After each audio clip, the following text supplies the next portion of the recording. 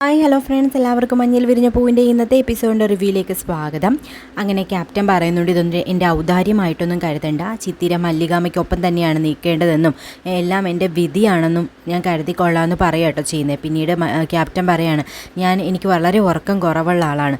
ആ സമയത്ത് ഞാൻ കണ്ട ഒരു സ്വപ്നമായിട്ട് ഞാൻ കരുതിക്കൊള്ളാം, ചിത്തിര എൻ്റെ മകളായിരുന്നു എന്നുള്ളത്. ഉറക്കത്തിൽ നിന്ന് ഞാൻ എണീറ്റ് കഴിഞ്ഞപ്പോൾ ആ സ്വപ്നം ഇല്ലാതെയായി എന്ന് ഞാൻ വിശ്വസിച്ചോളാം എന്നൊക്കെ പറയാട്ടോ ചെയ്യുന്നത് ചിത്തിര എടുക്കലേക്ക് ക്യാപ്റ്റൻ. അപ്പോൾ ചിത്തിര പറയുന്നുണ്ട്, ഞാൻ ഒരുപാട് വിഷമിപ്പിച്ചിട്ടുണ്ട്, ഞാൻ ഒരുപാട് തറുതലയും തർക്കുത്തരും ഒക്കെ പറഞ്ഞിട്ടുണ്ട്, എന്നോട് ക്ഷമിക്കണമെന്ന് പറയാട്ടോ ചെയ്യുന്നത്. അപ്പോൾ ക്യാപ്റ്റൻ പോയി ചിത്തിരയെ അങ്ങ് ചേർത്ത് നിർത്തിയിട്ട് പറയുന്നുണ്ട്, നീ എന്നെ വിഷമിപ്പിച്ചതിനെക്കാട്ടിയും കൂടുതൽ ഞാൻ നിന്നെ വേദനിപ്പിച്ചിട്ടുണ്ട്, എനിക്കറിയാമെന്ന് പറയാം. ഞാൻ ഒരാളുടെ മുമ്പിൽ ആദ്യമായിട്ടാണ് ഇങ്ങനെ തോക്കുന്നത്, അത് നിൻ്റെ മുമ്പിലാണ് മോളെന്നും പറയുന്നു. മല്ലികാമയാണെങ്കിൽ പൊട്ടിക്കരഞ്ഞുകൊണ്ട് നിൽക്കുകയാട്ടോ ചെയ്യുന്നത്. ക്യാപ്റ്റൻ്റെ മറ്റൊരു മുഖമാണ് കേട്ടോ കാണാനായിട്ട് സാധിക്കുന്നത്.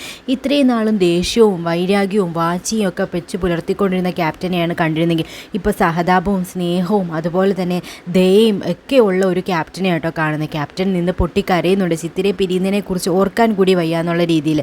എന്തായാലും നിങ്ങൾ ഒരു കാര്യം ഓർത്തും പേടിക്കേണ്ട ആവശ്യമില്ലാന്നും നിയമത്തിൻ്റെ കാര്യമൊക്കെ ഞാൻ നോക്കിക്കൊള്ളാമെന്നും നിങ്ങൾ സന്തോഷമായിട്ട് ഇനി ജീവിച്ചു എന്നും പറയാട്ടോ ചെയ്യുന്നത്.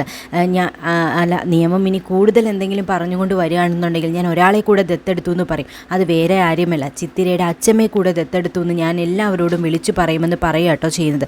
അതുകൊണ്ട് തന്നെ നിങ്ങളെ ആർക്കും ഇനി പിരിക്കാനായിട്ട് സാധിക്കത്തില്ലെന്നും എപ്പോഴും അച്ഛമ്മയും കൊച്ചുമോളും ഒന്നിച്ച് തന്നെയാണ് ജീവിക്കേണ്ടതെന്ന് പറയാട്ടോ ചെയ്യുന്നത്. പിന്നീട് ടെസ്റ്റുകളും നിയമങ്ങളും ഒക്കെ എന്തു വേണമെങ്കിലും പറഞ്ഞോട്ടെ, എനിക്ക് മനസ്സിലായി, നിങ്ങളുടെ കൊച്ചുമകൾ തന്നെയാണ് ചിത്തിര എന്ന് പറയാട്ടോ ചെയ്യുന്നത്. അപ്പോൾ ഉടനെ ശംഖു ചോദിക്കുന്നുണ്ട്, എന്നാൽ ആരെങ്കിലും എന്തെങ്കിലും ചോദിച്ചുകൊണ്ട് വരുമോ എന്ന് ചോദിക്കാട്ടോ ചെയ്യുന്നത്.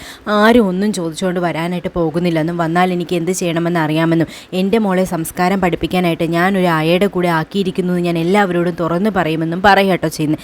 അപ്പം ക്യാപ്റ്റൻ്റെ ഈ മനസ്സ് കാണുമ്പോഴത്തേക്കും മല്ലികാമയ്ക്ക് സഹിക്കാനായിട്ട് സാധിക്കുന്നില്ല കേട്ടോ. അത്രത്തോളം മല്ലികാമയിൽ നിന്ന് സങ്കടപ്പെടുന്നുണ്ട് കേട്ടോ. ചിത്തിരയും പൊട്ടി പൊട്ടി കരയുന്നുണ്ട്, കാരണം ക്യാപ്റ്റനെ അറിഞ്ഞും അറിയാതെയും കുറേ വേദനിപ്പിച്ചല്ലോ എന്നൊക്കെ പറയുന്നുണ്ട് കേട്ടോ. അതുപോലെ ക്യാപ്റ്റൻ്റെ ആ നല്ല മനസ്സിന് മുമ്പിൽ ഇവർ രണ്ടുപേരും തകർന്നു പോകട്ടോ ചെയ്യുന്നത്. ഇവിടെ സത്യത്തിൽ ജയിച്ചത് ക്യാപ്റ്റനാണ്, ഒരിക്കലും ചിത്തിരയോ മല്ലികാമയോ അല്ല കേട്ടോ. ക്യാപ്റ്റൻ്റെ ആ ഒരു മനസ്സിൻ്റെ വിജയം തന്നെയാണ് ഇവിടെ കാണുന്നത്. എല്ലാവരും വിചാരിച്ചിരുന്നത് വളരെ ക്രൂവലായിട്ടുള്ള ഒരാളാണെന്നാണ്, പക്ഷേ അതിൽ നിന്ന് വ്യത്യസ്തമായിട്ടാണ് ക്യാപ്റ്റൻ പെരുമാറുന്നത് കേട്ടോ. അപ്പോൾ ഉടനെ മല്ലികാമ കൈകൂപ്പി നന്ദി പറയാട്ടോ ചെയ്യുന്നത്. എന്നോട് നന്ദിയൊന്നും പറയേണ്ട ആവശ്യമില്ല എന്നും ഞാൻ ചെയ്തത് ശരിയായ കാര്യമാണെന്നുമുള്ള രീതിയിൽ പറയാട്ടോ ചെയ്യുന്നത് ക്യാപ്റ്റൻ. നിങ്ങൾ എന്തിനാണ് നന്ദി പറയുന്നത്, എൻ്റെ ഔദാര്യമായിട്ടൊന്നും നിങ്ങൾ കണക്കാക്കേണ്ടെന്നും പറയുന്നുണ്ട് കേട്ടോ. നിങ്ങൾ നല്ല നിലയിൽ ജീവിക്കണം, അതാണ് എൻ്റെ ആഗ്രഹമെന്നും എൻ്റെ മോള് ഒരിക്കലും വിഷമിക്കാനായിട്ട് പാടില്ല എന്നും പറയുന്നു. ഇനി ഒരു കാര്യം കൂടെ ചെയ്യാനുണ്ടെന്നും പറഞ്ഞുകൊണ്ട് ചിത്തിര അന്ന് മല്ലികാമയ്ക്ക് വാങ്ങിക്കൊടുത്ത വള എടുക്കുക കേട്ടോ ചെയ്യുന്നത്. എന്നിട്ട് പറയുന്നുണ്ട്, ഇത് എൻ്റെ കയ്യിലല്ല ഇരിക്കേണ്ടത്, ഇത് ഇരിക്കേണ്ടത് നിങ്ങളുടെ കയ്യിലാണെന്നും പറഞ്ഞുകൊണ്ട് ആ കൈ ഇങ്ങോട്ട് നീട്ടാനായിട്ട് മല്ലികാമയോട് പറയുന്നു. അങ്ങനെ കൈ പിടിച്ച് വാങ്ങിച്ച് ആ മല്ലികാമയുടെ കൈകളിലേക്ക് ആ വള അണിയിച്ച് കൊടുക്കുക കേട്ടോ ചെയ്യുന്നത് ക്യാപ്റ്റൻ. ഇനി ഇത് നിങ്ങൾക്കുള്ളതാണെന്നും ക്യാപ്റ്റൻ പറയുന്നുണ്ട്. ഇത് കാണുന്ന ചിത്തിരയ്ക്ക് സന്തോഷമാവുന്നുണ്ട് കേട്ടോ, കാരണം താൻ വാങ്ങിക്കൊടുത്ത പിറന്നാൾ സമ്മാനം ക്യാപ്റ്റൻ തിരിച്ചു കൊടുത്തില്ലേ, എല്ലാ തെറ്റും തിരുത്തിയില്ലേ. എന്നിട്ട് ക്യാപ്റ്റൻ പറയുന്നുണ്ട്, ഞാൻ ചെയ്ത ഒരു തെറ്റും കൂടെ ഞാനിവിടെ തിരുത്തുകയാണ്, അതിനും കൂടെ എനിക്കിവിടെ അവസരം കിട്ടിയെന്ന് പറയുക കേട്ടോ ചെയ്യുന്നത്. അങ്ങനെ ക്യാപ്റ്റനാണെങ്കിൽ എല്ലാവരെയും അതിശയിപ്പിക്കുന്ന രീതിയിലുള്ള പ്രകടനമാണ് കേട്ടോ കാഴ്ചവെക്കുന്നത്. പിന്നീട് ക്യാപ്റ്റൻ പറയുന്നുണ്ട്, മോള് നല്ല നിലയിലെത്തും, എല്ലാത്തിനും ഒരു ഓൾ ദ ബെസ്റ്റ് ഞാൻ പറയുകയാണ്, പഠിച്ച് വലിയ നിലയിലെത്തണം, IAS കാരിയാവണം, പിന്നീട് മുഖ്യമന്ത്രിയുമാകണമെന്നും ഒക്കെ ചിത്തിരയോട് പറയുന്നുണ്ട് കേട്ടോ. നമ്മൾ ഇനിയും കാണുമായിരിക്കുമല്ലേ എന്ന് പറയുക കേട്ടോ ചെയ്യുന്നത് ക്യാപ്റ്റൻ ചിത്തിരയോട്. അപ്പോൾ ചിത്തിര പറയുന്നുണ്ട്, നമ്മൾ ഇനിയും കാണുമെന്ന് പറയുന്നു. അങ്ങനെയല്ല പറയേണ്ടത്, ജി മേം സാബ് എന്നാണ് പറയേണ്ടത് പറയുക കേട്ടോ ചെയ്യുന്നത് ക്യാപ്റ്റൻ പൊട്ടിക്കരഞ്ഞുകൊണ്ട്. അപ്പോൾ ചിത്തിര പൊട്ടിക്കരഞ്ഞോട് പറഞ്ഞുകൊണ്ട് ജി മേം സാബ് എന്ന് പറഞ്ഞു. അപ്പം ക്യാപ്റ്റൻ ആണെങ്കിൽ ചിത്തിരയെ കെട്ടിപ്പിടിക്കുക കേട്ടോ ചെയ്യുന്നത്. ആദ്യമായിട്ടാണ് ക്യാപ്റ്റൻ ചിത്തിരയെ കെട്ടിപ്പിടിച്ച് ഉമ്മ വയ്ക്കുകയൊക്കെ ചെയ്യുന്നത് കേട്ടോ. അങ്ങനെ കെട്ടിപ്പിടിച്ച് ചേർത്ത് നിർത്തുന്നുണ്ട് കേട്ടോ. അത് കാണുന്ന മല്ലികാമയ്ക്ക് വളരെ സങ്കടം തോന്നുന്നുണ്ട്, കാരണം ഇവരെ വിഷമിപ്പിച്ചുകൊണ്ട് കൊണ്ടുപോകുന്നുണ്ടല്ലോ. അവരുടെ മനസ്സ് കാരണം തന്നെയല്ലേ ചിത്തിരയെ എനിക്ക് തിരിച്ച് കിട്ടിയെന്നൊക്കെ മല്ലികാമ ചിന്തിക്കുന്നുണ്ട്. അല്ലെങ്കിൽ ഒരു കാരണവശാലും കിട്ടില്ല, അവർ നിയമപരമായിട്ട് ദത്തെടുത്ത ആൾക്കാരാണ്, അവരുടെ നല്ല മനസ്സാണ് ഇതിന് കാരണമായെന്ന് മല്ലികാമ മനസ്സിലാക്കുന്നു. ഇത് ദൈവത്തിൻ്റെ നിയോഗമാണെന്നും നിയമം ഇനി എന്ത് പറഞ്ഞാലും കുഴപ്പമില്ലയെന്ന് പറഞ്ഞു പൊക്കോ എന്ന് പറയാട്ടോ ചെയ്യുന്നിട്ട് ശംഖുവിനെ കെട്ടിപ്പിടിച്ച് പൊട്ടിക്കരയാട്ടോ ചെയ്യുന്നത്. ചിത്തിര മല്ലികാമയും കെട്ടിപ്പിടിച്ച് പൊട്ടിക്കരയുന്നുണ്ട്, എല്ലാവരും കരയുന്നു. ഇനി അവിടെ നിന്ന് കൂടുതൽ വിഷമാവുമെന്ന് മനസ്സിലാക്കുന്ന മല്ലികാമ ചിത്തിരയെ പിടിച്ചുകൊണ്ട് പോവുകയാട്ടോ ചെയ്യുന്നത്. അപ്പോഴത്തേക്കും ക്യാപ്റ്റൻ ആണെങ്കിൽ അത് നോക്കി പൊട്ടിക്കരഞ്ഞുകൊണ്ട് നിൽക്കുകയാട്ടോ ചെയ്യുന്നത്. പിന്നീട് സോഫയിലിരുന്ന് കണ്ണും പൊത്തി കരയാട്ടോ ചെയ്യുന്നത്. അത് കാണുമ്പോഴത്തേക്കും ഹൃദയം തകർന്നു പോകാട്ടോ മല്ലികാമയുടെ. പിന്നീട് ചിത്തിരയോട് ബാഗൊക്കെ എടുത്തുകൊണ്ട് വരാനായിട്ട് പറയുന്നു. ശംഖു ആശ്വസിപ്പിക്കുന്നുണ്ടെങ്കിലും ശംഖുവും നിന്നങ്ങ് പൊട്ടിക്കരയുന്നു. പിന്നീട് ചിത്തിരയ്ക്ക് സന്തോഷം കേട്ടോ മല്ലികാമ്മയുടെ കൂടെ പോകുന്നത്. അതാണ് ചിത്തിരയുടെ ആഗ്രഹവും. ചിരിച്ചുകൊണ്ടാട്ടോ ആ പടി ഇറങ്ങുന്നത്.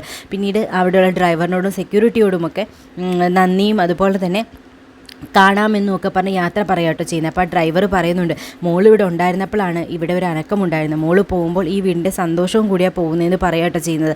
എന്തായാലും ഞാൻ നിങ്ങളെ ഒന്നും മറക്കത്തില്ല എന്നും എനിക്ക് വേണ്ടി ഒരുപാട് ക്യാപ്റ്റൻ്റെ കയ്യിൽ നിന്ന് ചീത്ത കേട്ട ആളല്ലേന്ന് ചോദിക്കുമ്പോൾ അതൊക്കെ ഞാൻ സന്തോഷത്തോടു കൂടിയാണ് കേട്ടുകൊണ്ടിരുന്നതെന്നും മോക്ക് വേണ്ടിയായിരുന്നല്ലോ എന്നൊക്കെ പറയുന്നു. അപ്പോൾ ആ സെക്യൂരിറ്റി പറയാട്ടോ ചെയ്തത്, ഞാൻ വിചാരിച്ചത് ക്യാപ്റ്റൻ ഒരു ഭ്രാന്തിയാണെന്നാണ്, പക്ഷേ അവർക്ക് ഇങ്ങനെ ഒരു മനസ്സുണ്ടെന്ന് ഇപ്പോഴാണ് മനസ്സിലായി എന്ന് പറയാട്ടോ ചെയ്യുന്നത്.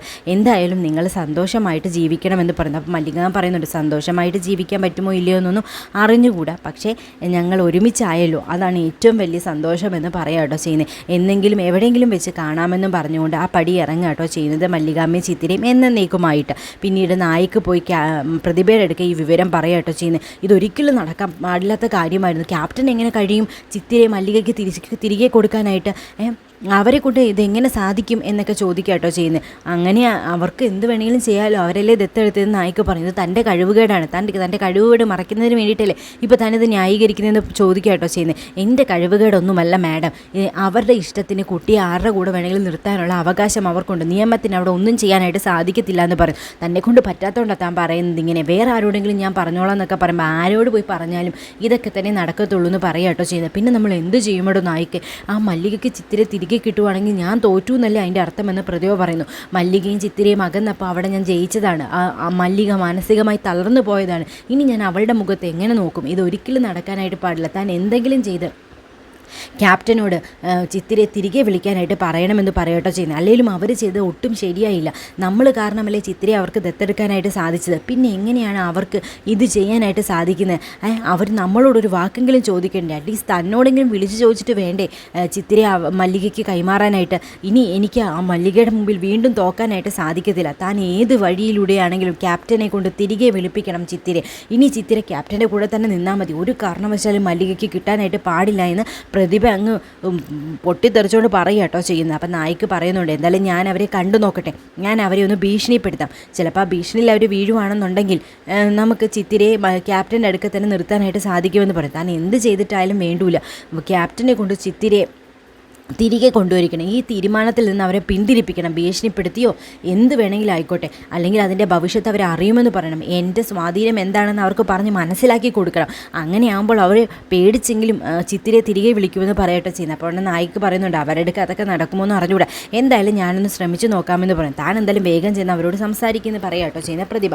അങ്ങനെ നായിക്ക് ക്യാപ്റ്റനെ വിളിച്ച് വരുത്തുക ചെയ്യുന്നത്. അപ്പോൾ ഹലോ എന്നൊക്കെ പറഞ്ഞുകൊണ്ട് ക്യാപ്റ്റൻ അങ്ങോട്ടേക്ക് വരുന്നുണ്ട്. നിങ്ങൾ എന്ത് പണിയാണ് കാണിച്ചത്? ചിത്തിരെ മല്ലിക ഏൽപ്പിക്കുന്നതിന് മുമ്പ് എന്നോടൊരു വാക്ക് ചോദിക്കണമായിരുന്നില്ലേ? അതല്ലേ നമ്മൾ തമ്മിലുള്ള എഗ്രിമെൻ്റ് എന്ന് പറഞ്ഞു. എഗ്രിമെൻറ്റോ? എന്താ എഗ്രിമെൻറ്റ്? നമ്മൾ തമ്മിൽ ഒരു കണ്ടീഷനുമില്ല, അൺകണ്ടീഷണൽ ആയിരുന്നു നമ്മൾ തമ്മിലുള്ള എല്ലാ ഇടപാടും. പിന്നെന്തിനാണ് ഞാൻ നിങ്ങളോട് ചോദിക്കേണ്ട ആവശ്യം? അല്ല, അതാണല്ലോ ഒരു മര്യാദ എന്ന് നായിക പറയട്ടെ. എന്ത് മര്യാദ? അതിൻ്റെ ഒരാവശ്യം ഉണ്ടെന്ന് എനിക്ക് തോന്നിയില്ല എന്ന് ക്യാപ്റ്റൻ മുഖത്തടിച്ച് തന്നെ പറയാട്ടോ ചെയ്യുന്നത്. ഞാൻ കാരണമാണല്ലോ നിങ്ങൾക്ക് ചിത്തിരെ കിട്ടിയത്. അയ്യോ, എന്തെന്നൊക്കെയാണ് നായിക ഈ പറയുന്നത്? നിങ്ങൾ കാരണമാണോ ചിത്തിരെ കിട്ടിയെന്നോ? നിങ്ങൾ ഒരാളെ പറഞ്ഞു ഞങ്ങൾക്കത് ഇഷ്ടപ്പെട്ട് ഞങ്ങൾ ദത്തെടുത്തു. അതിൽ കൂടുതൽ ഒരു ബന്ധവും നമ്മൾ തമ്മിലില്ല എന്ന് പറയാട്ടോ ചെയ്യുന്നത്. പിന്നെ വേറൊരു കാര്യം, നിങ്ങളെ ഇങ്ങോട്ട് അയച്ചവരും കൂടെ ചേർന്ന് ചിത്തിരെയും അവളുടെ അച്ഛമ്മയും ദ്രോഹിച്ച കാര്യങ്ങളൊക്കെ ഞാൻ ഇപ്പോഴാണ് അറിഞ്ഞത്. അത് ഞാൻ നേരത്തെ അറിഞ്ഞിരുന്നെങ്കിലുണ്ടല്ലോ എന്ത് ചെയ്യണമെന്ന് എനിക്കറിയാമെന്ന് പറയാട്ടോ ചെയ്യുന്നത്. എന്നാലും നിങ്ങളങ്ങനെ ചെയ്യാൻ പാടുണ്ടോ? നിങ്ങൾ അങ്ങനെ ചെയ്യുന്നതിന് മുമ്പ് എന്നെ അറിയിക്കണമായിരുന്നില്ലേ എന്നൊക്കെ വീണ്ടും നായിക്ക് ചോദിക്കാട്ടോ ചെയ്യുന്നത്. ഞാൻ പറഞ്ഞല്ലോ, അതിൻ്റെ ഒരാവശ്യവും എനിക്കില്ല. ഞാൻ എൻ്റെ മകളെ ആരുടെ കൂടെ നിർത്തണമെന്ന് തീരുമാനിക്കാൻ എനിക്ക് കഴിയുമെന്ന് പറഞ്ഞു. അങ്ങനെ നിർത്താനൊന്നും സാധിക്കത്തില്ല. നിങ്ങളുടെ കയ്യിൽ ദത്തെടുക്കുമ്പോൾ കുറേ പേപ്പറുകളില്ലേ, ചിത്തിര എവിടെ നിൽക്കണം, ആരുടെ ഉടമസ്ഥതയിലായിരിക്കണമെന്നൊക്കെ അതിലുണ്ടായിരുന്നില്ലേ നായിക്ക് ചോദിക്കുമ്പോഴത്തേക്കും അതൊക്കെ എനിക്ക് നോക്കാനറിയാം. ചിത്തിര ഇപ്പോഴും എൻ്റെ ഉടമസ്ഥതയിൽ തന്നെയാണ് ഉള്ളത്. ചിത്തിര എവിടെ നിൽക്കണം എവിടെ നിൽക്കേണ്ടെന്ന് തീരുമാനിക്കാനുള്ള അധികാരവും എനിക്കാണുള്ളത്. പിന്നെ ഈ ഭീഷണിപ്പെടുത്തലും മറ്റുമായിട്ട് ആരാണോ ഇങ്ങോട്ട് നായിക്കിനെ അയച്ചത് അവരോട് തന്നെ പോയി പറഞ്ഞേരെ. ഇതൊന്നും ഈ ക്യാപ്റ്റൻ്റെ അടുക്ക നടക്കത്തില്ല. നിങ്ങൾ പോലീസാണെങ്കിലേ ഞാൻ പട്ടാളമാണ്, പട്ടാളം. അത് മറക്കണ്ട നായിക്കെന്ന് പറയാട്ടോ ചെയ്യുന്നത്. കൂടുതൽ എന്നോട് കളിക്കാൻ വന്നാലുണ്ടല്ലോ ഈ തൊപ്പിയുണ്ടല്ലോ ഇത് തലയിൽ കാണത്തില്ല എന്നും ക്യാപ്റ്റൻ മുഖത്തടിക്കുന്ന രീതിയിൽ തന്നെ പറയുക കേട്ടോ ചെയ്യുന്നത്. നായിക്കിനെടുക്കുക, നായിക്ക് അന്തം വിട്ടിങ്ങനെ നിൽക്കുക കേട്ടോ ചെയ്യുന്നത്. എന്നിട്ട് പറയുന്നുണ്ട്, എനിക്കിവിടെ മാത്രമല്ല അങ്ങ് ഡൽഹിയിലും പിടിപാടുണ്ട്. തൻ്റെ ഈ സ്വഭാവവും തൻ്റെ ഇവിടുത്തെ ആ രീതികളൊന്നും ശരിയല്ല എന്നും പറഞ്ഞ് ഞാനൊന്ന് റിപ്പോർട്ട് കൊടുത്താലുണ്ടല്ലോ, അല്ലെങ്കിൽ ഞാനൊരു അന്വേഷണം വേണമെന്ന് കൊടുത്താലുണ്ടല്ലോ, തൻ്റെ തൊപ്പി പോകുന്ന വഴി പിന്നെ കാണത്തില്ല എന്ന് പറയുക കേട്ടോ ചെയ്യുന്നത്. ഇങ്ങോട്ട് ഭീഷണിപ്പെടുത്താൻ വരുമ്പോഴേ ആരോടാണ് ഭീഷണിപ്പെടുത്തുന്നതെന്നും ആലോചിക്കുന്നത് നല്ലതാണ് നായികയെന്നും ക്യാപ്റ്റൻ പറയുന്നുണ്ട് കേട്ടോ. ഇതൊന്നും ഇവിടെ ചിലവാകാൻ പോകുന്നില്ല എന്നും പറയുന്നുണ്ട്. പിന്നെ അങ്ങ് ഡൽഹിയിലുണ്ടല്ലോ ആഭ്യന്തര സെക്രട്ടറി ഉണ്ടല്ലോ, എൻ്റെ കൂട്ടുകാരിയുടെ റിലേറ്റീവാണ്. ഞാനൊന്ന് വിളിച്ചു പറഞ്ഞാൽ എന്ത് സംഭവിക്കുമെന്ന് ഞാൻ പറയേണ്ട ആവശ്യമുണ്ടോ നായിക്കിനോട്? അതുകൊണ്ട് സ്വന്തം നിലനിൽപ്പ് വേണമെന്നുണ്ടെങ്കിൽ നമ്മൾ തമ്മിൽ വേറൊരു പ്രശ്നത്തിനും പോകണ്ട. തൊപ്പി തലയിൽ തന്നെ വേണ്ടേ? നിങ്ങളെക്കുറിച്ചൊരു അന്വേഷണം നടത്താൻ ഞാൻ പറഞ്ഞാലുണ്ടല്ലോ പിന്നെ ഈ തൊപ്പി കാണത്തില്ല എന്ന് വീണ്ടും പറയുക കേട്ടോ ചെയ്യുന്നത്. അപ്പോൾ നായിക്ക് ഇങ്ങനെ ഒന്നും മിണ്ടാതെ നിൽക്കുക കേട്ടോ ചെയ്യുന്നത്. എന്ത് മിണ്ടണമെന്ന് അറിയാത്തൊരവസ്ഥയിൽ കേട്ടോ. പിന്നീട് ക്യാപ്റ്റൻ പറയുന്നുണ്ട്, അതിനൊക്കെ എന്തിനാണ് നമ്മൾ പോകുന്നത്? അതിൻ്റെ ഒന്നും ആവശ്യമില്ല. ഞാനേ വിചാരിച്ചു കഴിഞ്ഞാൽ നിങ്ങൾ തിരുത്തി ആ മെഡിക്കൽ റിപ്പോർട്ടൊക്കെ ഉണ്ടല്ലോ അതിനെപ്പറ്റിയും ഒരു അന്വേഷണം നടത്താനായിട്ട് പറയും. അപ്പോൾ ഈ സത്യങ്ങളൊക്കെ ഉണ്ടല്ലോ പുറത്തേക്ക് വരും. ചിത്തിര ആരുടെ മകളാണെന്ന് തെളിയുകയും ചെയ്യും. അതൊന്നും വേണ്ട എന്നുണ്ടെങ്കിൽ മര്യാദയ്ക്കിരിക്കാൻ പറ താനും അതുപോലെ തന്നെ ഇങ്ങോട്ട് അയച്ച ആ പ്രതിഭയോടും. ഇല്ല എന്നുണ്ടെങ്കിൽ കളത്തിലിറങ്ങാൻ പോകുന്നത് ഞാനായിരിക്കും. അത് നിങ്ങൾക്ക് താങ്ങാനായിട്ട് സാധിക്കത്തില്ല. അപ്പ ഉപ്പകളോട് കളിക്കുന്നത് പോലെ എന്നോട് കളിക്കാനായിട്ട് വരരുത്. നിങ്ങൾ വിചാരിക്കുന്നത് പോലത്തെ ഒരാളല്ല. എനിക്കുള്ള പിടിപാട് എന്തായാലും നിങ്ങൾക്ക് കാണത്തില്ല. അതുകൊണ്ട് എന്നെ ഭീഷണിപ്പെടുത്തി കാര്യം നടത്താമെന്ന് നോക്കണ്ട, കേട്ടല്ലോ? അപ്പോൾ എല്ലാം പറഞ്ഞതുപോലെയെന്നും പറഞ്ഞുകൊണ്ട് ബായിയും പറഞ്ഞ് ക്യാപ്റ്റൻ അങ്ങ് നല്ല രീതിയിൽ വലിച്ചു കീറി ഒട്ടിച്ചങ്ങ് പോവുക കേട്ടോ ചെയ്യുന്നത്. പിന്നീട് മല്ലികാമയും ചിത്തിരയും വീണ്ടും ക്യാപ്റ്റനും ശംഖുവും കാണുന്നുണ്ട് കേട്ടോ. നായികനെ ഭീഷണിപ്പെടുത്താൻ വന്നു, ഞാൻ ബോടാ പുല്ലേന്ന് പറഞ്ഞ് വിട്ടിട്ടുണ്ടെന്ന് പറയുന്നു. ഇനി നിങ്ങൾ ഒന്നും ഓർത്ത് പേടിക്കേണ്ട ആവശ്യമില്ല എന്നും പറയുന്നുണ്ട് കേട്ടോ. അപ്പോൾ ഉടനെ ശംഖു പറയുന്നുണ്ട്, ടെക്നിക്കലായിട്ട് കുറച്ച് പ്രശ്നങ്ങളൊക്കെ ഉണ്ട് ചിത്തിരയും മല്ലികാമയ്ക്ക് വിട്ടു തന്നതിൻ്റെ പേരിൽ. അതും കൂടെ മാറ്റാൻ വേണ്ടിയിട്ടാണ് ഞങ്ങൾ വന്നത് പറയുന്നത്. സാർ എന്താ ഉദ്ദേശിക്കുന്നതെന്ന് മല്ലികാമ ചോദിക്കുമ്പോഴത്തേക്കും ചിത്തിരയെ എന്തായാലും നിങ്ങൾക്ക് ഞങ്ങൾ വിട്ടു തന്നു. ഇനി അത് കൂടാതെ ക്യാപ്റ്റൻ രേണുകയ്ക്ക് നിങ്ങൾക്ക് ഒരു സമ്മാനം കൂടെ തരണമെന്നുണ്ടെന്ന് പറയുന്നു. അപ്പം മല്ലികാമയും ചിത്തിരയും ഞെട്ട് കേട്ടോ. എന്ത് സമ്മാനം എന്ന് ചോദിക്കുകയും ചെയ്യുന്നുണ്ട്. അത് വേറൊന്നുമല്ല, നിങ്ങൾ ഞങ്ങളുടെ ഉടമസ്ഥതയിലുള്ള എവിടെയെങ്കിലും താമസിക്കണമെന്ന് തന്നെയാണ് നിയമം പറയുന്നത്. അത് നമുക്ക് മാറ്റാനായിട്ട് സാധിക്കത്തില്ലോ. ആ ടെക്നിക്കാലിറ്റിയും കൂടെ നമ്മൾ പരിഹരിക്കണമല്ലോ. നിങ്ങൾ താമസിക്കുന്ന ഈ സ്ഥലത്തിൻ്റെ അടുത്ത് എനിക്കൊരു വീടുണ്ടെന്ന് ക്യാപ്റ്റൻ പറയുകയാണോ?